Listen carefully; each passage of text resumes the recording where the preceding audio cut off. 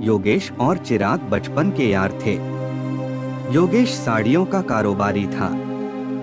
बनारस में साड़ियों की डिमांड काफी है टूरिस्ट के कारण, इसलिए उसका कारोबार अच्छा खासा फल फूल रहा था। चिराग भी कई बार उससे बनारसी साड़ियों की खरीदी करता था। धीरे धीरे दोनों अच्छे दोस्त बन गए थे। योगेश की अभी शादी नहीं हुई थी, स्मार्ट, नौजवान और खूबसूरत था। चिराग के यहाँ उसका खूब आना जाना था। लेकिन योगेश में एक अच्छे आदमी के सभी गुण मौजूद थे। वह भला मानस था, चरित्रवान था, भरोसेमंद था। दोनों दोस्त एक दूसरे पर पूरा भरोसा करते थे, इसलिए दोनों की दोस्ती खूब फब रही थी। चिराग की शादी हुए 14 साल गुजर चुके थे। उसका 10 साल का बेटा मोहन और 8 साल की बेटी मोहिनी थी। उसका परिवार सुखी परिवार था। पत्नी सीमा खूबसूरत भी थी और अपने पति के साथ कंधे से कंधा मिलाकर चलने वाली थी। लेकिन सीमा को न जाने कहां से सेक्सी और ब्लू फिल्मों के वीडियो देखने का चस्का लग गया। यहीं से उसका मन बदलने लगा। चैन की जिंदगी जीने वाली बेचैन रहने लगी। यौन इच्छा कुछ ज्यादा ही बढ़ने लगी। चिराग अपनी पत्नी के इस बदलाव को देखकर हैरान था, लेकिन खुश भी था। अब वह उसको ज्यादा शारीरिक सुख दे रही थी, वह भी अलग अलग पोज देकर। घर का ऐसा कोई कोना नहीं था जहां दोनों ने प्यास ना मिटाई हो। लेकिन सीमा यही नहीं रुकी। रंगीनियत का शैतान उस पर हावी हो गया। वह हरदम उसको और ज्यादा रंगीनियत के लिए उकसा रहा था।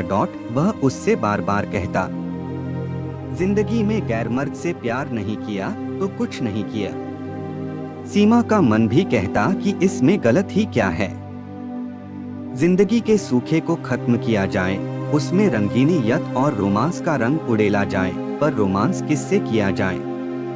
आसान शिकार कौन, पास का शिकार कौन? सीमा की निगाहें योगेश पर टिक गईं।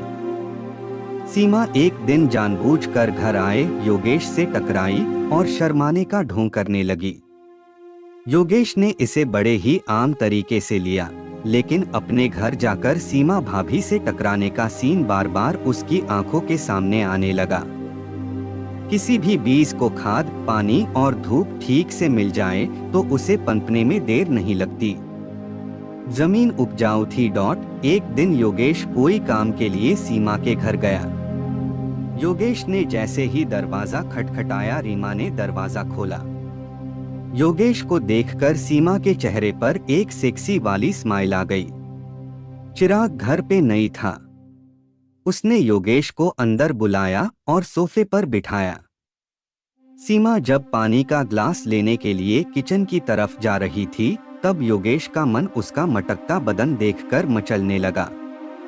सीमा ने जब पानी का गिलास योगेश की तरह बढ़ाया तो योगेश ने मौके का फायदा उठाकर सीमा का हाथ छू लिया और सीमा को सिग्नल दे दिया कि योगेश क्या चाहता है। योगेश पानी के 2 घुट पिया और गिलास सीमा की तरफ बढ़ाया। सीमा ने भी अपनी सूखे होठों को अपनी जबान से गीला किया। सीमा ने जैसे ही ग्लास लेने के लिए हाथ बढ़ाया, योगेश ने उसका हाथ पकड़कर अपनी तरफ खींच लिया और उसे बाहों में ले लिया। सीमा भी तो यही चाहती थी और तड़प रही थी गैरों की बाहों में आने के लिए। आज वही दिन था जब सीमा सारी हदें पार करना चाहती थी, टूट जाना चाहती थी, समा लेना चाहती थी। सीमा ने खुद ही पहल की और आलिंगन तोड़कर अपने तड़पते होठ मनदीप के होठों पर रख दिए और दोनों एक दूसरे के होठ और जबान चूसने लगे। योगेश ने उसको बाहों में उठाया और बेडरूम में ले गया। बेडरूम में बेड के बाजू में खड़े दोनों एक दूसरे से लिपट गए थे। दोनों ने अंगों से एक एक करके सारे वस्त्र अलग कर दिए। मनदीप ने बिना वस्त्र के सीमा को बेड पर फेंका और उसके हुस्न का दीदार किया। उसके शरीर क्या कसाव आज भी वैसा ही था जैसे बीन ब्याही कन्या का होता है। योगेश सीमा के ऊपर चढ़ गया और उसे चूमने लगा। दोनों एक दूसरे की प्यास बुझाते रहे। योगेश अक्सर सीमा को घर पर और होटल में मिलता रहा और एक दूसरे को भोगते रहे। चिराग शुरुआत में हर चीज से अनजान था। उसे जरा सा भी अंदाजा नहीं था कि उसके घर में उसके अपने ही आग लगाने में लगे हैं। लेकिन कहावत है, इश्क और मुश्क छिपाए नहीं छिपते। दिन सीमा और योगेश रंगे हाथ पकड़े गए। योगेश भाग निकला। चिराग ने सीमा को खूब खरी खोटी सुनाई। इसके बाद तो आए दिन पति पत्नी और वो का झगड़ा घर में होने लगा। सीमा तो योगेश की हवस में इस कदर पागल हुई कि वह चाहकर भी उसे छोड़ नहीं पा रही थी। योगेश उम्र में कम था, वह तो सीमा के प्यार और हवस में उसका गुलाम बन गया। चिराग तो सीमा को अब कांटे की तरह चुभने लगा था। चिराग मानसिक रूप से बुरी तरह से परेशान था। उसके सोचने समझने की ताकत जवाब देने लगी थी। मर्द के बर्दाश्त की एक सीमा होती है। एक दिन वह सीमा टूट गई। रोज रोज के झगड़े से तंग आकर चिराग ने सीमा को बुरी तरह से पीट डाला। सीमा ने सोचा कि चिराग नाम का यह कांटा अब बड़ा और तीखा हो गया है, चुभने भी कुछ तेज लगा है। अब इसे निकाल फेंकना चाहिए।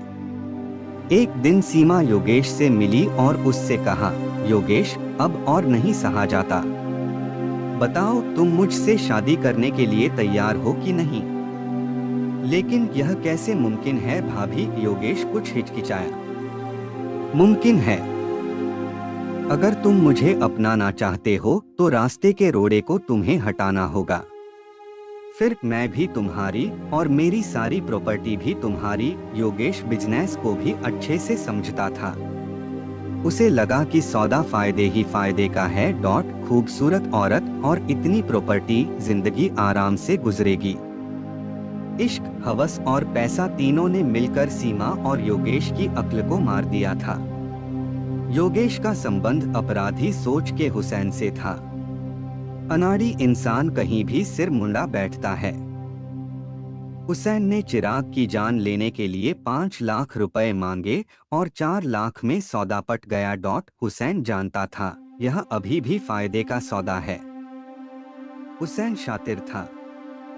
वह किसी की जान लेने में कभी सीधे शामिल नहीं होता था। उसे कानून के फंदे में सीधे फंसने का डर बना रहता था। वह जानता था कि कत्ल किसी और से कराया जाए तो ज्यादा से ज्यादा हत्या की साजिश में शामिल होने का केस बनता है। वह यह भी बखूबी जानता था कि अगर वह पकड़ा भी गया तो आसानी से जमानत पर बाहर आ जाएगा और फिर लंबा मुकदमा और तारीख पर तारीख। ऐसे न जाने कितने मुकदमे हुसैन पर चल रहे थे।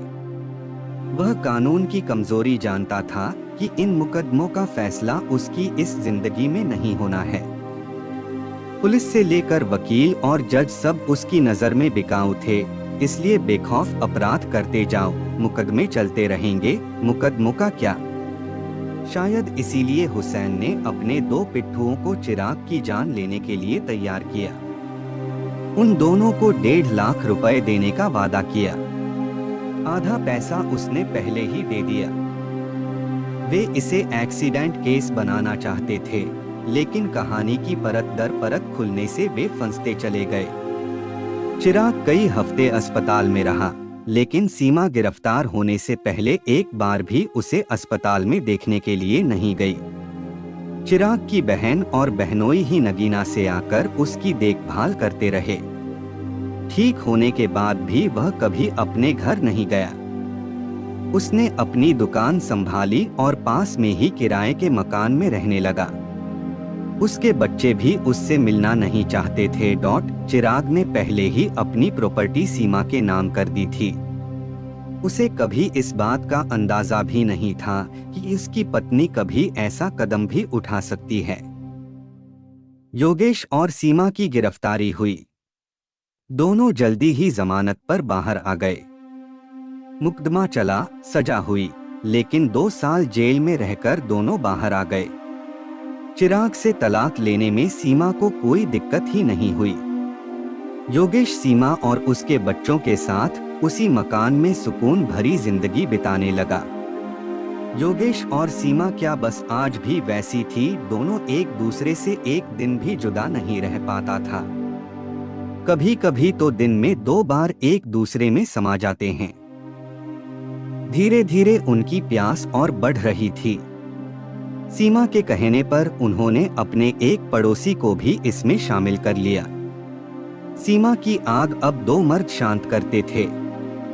दोनों उसको भरपूर मजा देते थे। फिर भी सीमा कभी सोचती थी कि तीसरा मर्द मिल जाए तो अच्छा रहेगा।